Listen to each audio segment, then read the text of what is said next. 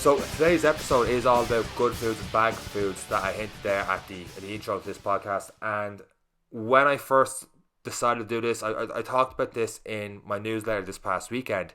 And the last couple of days, the heat has been unbelievable. I did hear that was the hottest May on record.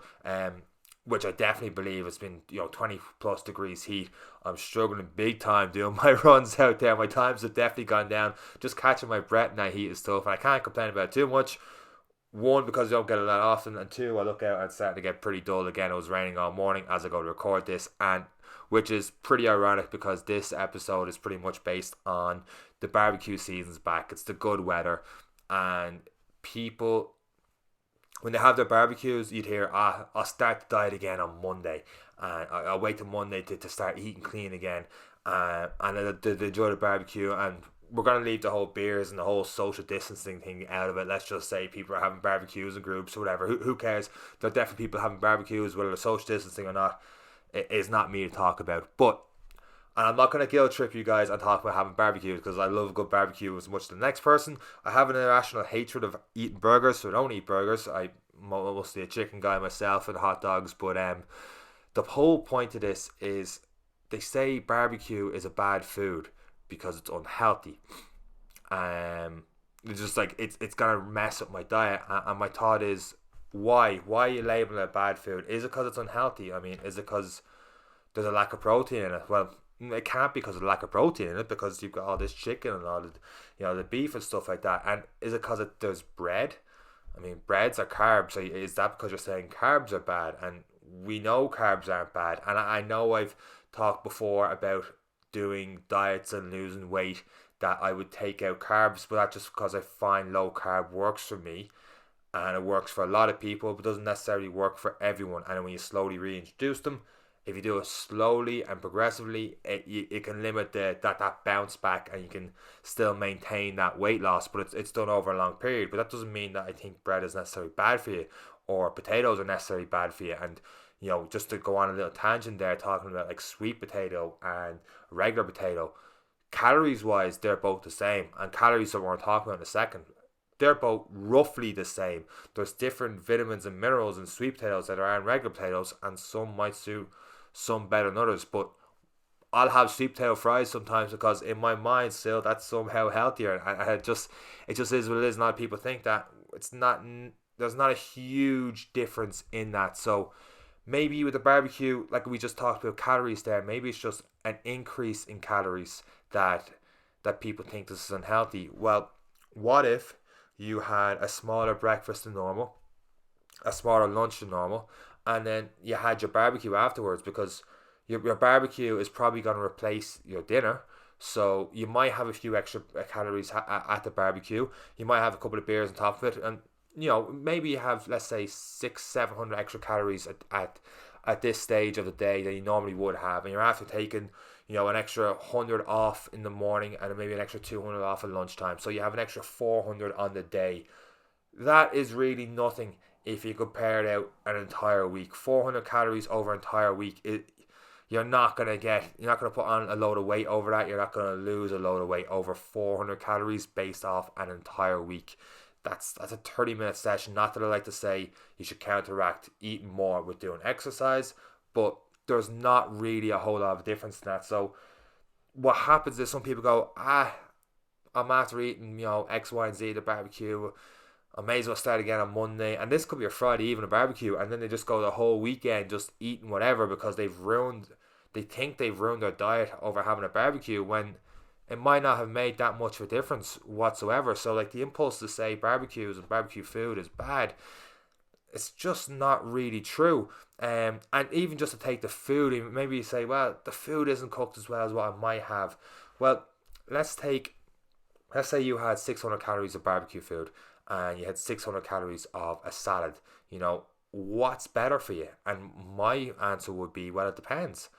What's better for you in terms of what your goals are? Because if your goals is to lose weight, and let's face it, the majority of people that go on diets is to lose weight. So if your goal is to lose weight and you're concerned over having 600 calories of barbecue food or 600 calories of salad, It's the exact same. It's the exact same as saying a kilo of feathers or a kilo of bricks. Which way is heavier? They don't. They're still a kilo. So nutrition wise, you could talk about there might be more vitamins and minerals in the salad than there is in the barbecue. There's probably a lot more protein in the barbecue as well, and you can have that argument for what's healthier. But in terms of calories, it doesn't make too much difference. And the real answer to all those questions on good food, bad food, it always depends on what you and your goals are. So the big one's pizza. Is pizza good for you or bad for you?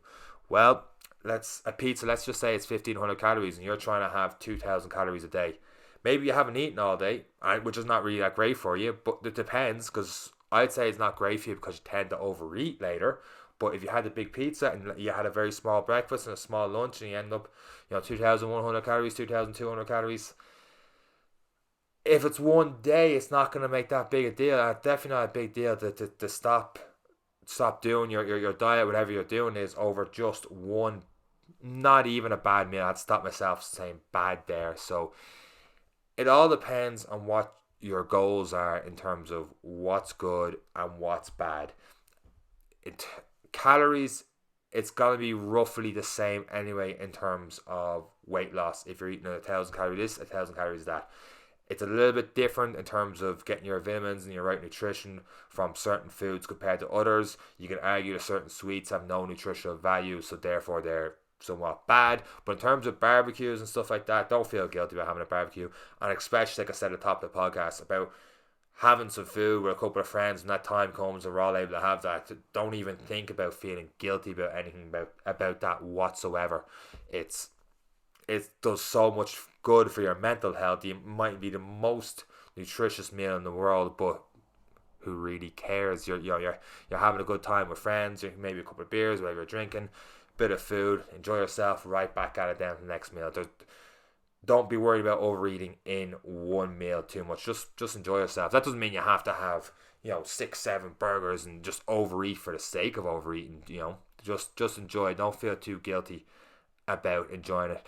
And the one last thing I want to hit on that, in terms of good food and bad food, and I didn't talk about this in the newsletter, is for me, I talked about earlier about bread not being a bad food. That would depend on, for me, it is, and it sounds like I'm being hypocritical, but it only is in the sense that I would tend to overeat on it. So I talked about before in this podcast, sometimes, especially when I was back in the apartment, go over to the shop for lunch, not too sure what I'm getting. I'll have a bit of soup for some reason, in the middle of winter, and I'm like, carton of soup, £2, deadly, I'll have that. And I was like, go well, soup, some bread. So I'll go over to get some bread, and I always see the 4 soft rolls, the 4 French rolls, medium-sized French rolls for €1, and I'm like, one of them now would be great. But the deal is 4 of them for €1, and the single ones are always stale by the time I get to them. I'm like, it needs to be fresh, needs to be wrapped. So instead of buying that one kind of stale one, I'll always get the 4 fresh ones that are wrapped, and I'm like, I'll have one with my soup. If I'm eating one with the soup and I finish that bread roll, I'll just keep dipping the bread into the soup until the bread's gone, and then I'll start having the rest of it with a spoon. So I see one, it's gone, I'm like, I feel good after that. I'll have another roll. I've done this. I'll because it's there in front of me and I can't resist, and I'm there by myself having the food, I'll end up having 4 bread rolls. No bother. Bang. All 4 gone with soup, and then next thing my calories have gone way up and I just feel like crashing because I got so much carbs in the one go. I'm not used to it. That's bad for me. Now, if you're able to have 1 or 2 slices of bread with your soup, it's not going to make a big deal at all. So just be careful of the foods you tend to overeat on. And there's certain things like I can have a bag of crisps and I'm done with it.